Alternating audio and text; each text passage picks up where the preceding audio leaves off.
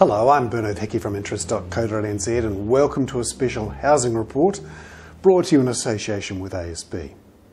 We look at the issue of housing affordability quite closely and produce a monthly report which works out how much it costs of the average take-home pay to afford the mortgage on the average house. We've been doing it for a couple of years now and we've worked out what we think is a good measure of housing affordability. What we do is take interest rates, what the median house price is, what the take-home pay is of people in various regions, and we look at what the total cost is of a mortgage as a percentage of take-home pay.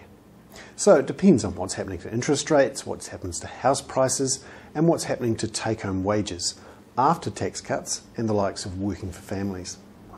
What we've found is that through 2004, 5, 6 and 7, as house prices jumped very sharply, we saw a deterioration in housing affordability.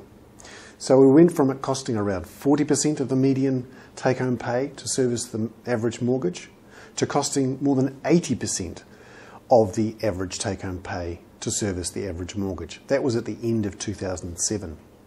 Since then, through 2008, we've seen obviously house prices fall around 7% and we've seen interest rates drop from over 9% to around 7% for the average 2-year fixed rate mortgage.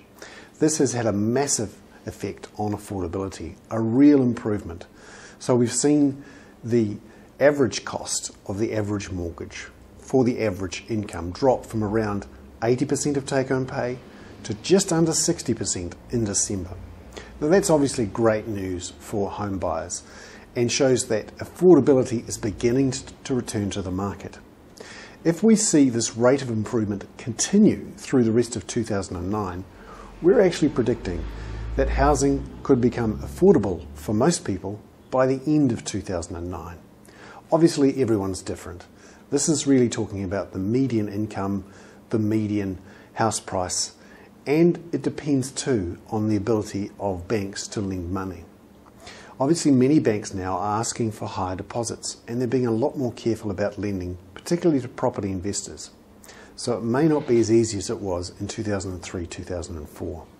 But this is one of the silver linings of the credit crunch, an improvement in housing affordability. I'm Bernard Hickey with a special housing report brought to you in association with ASB.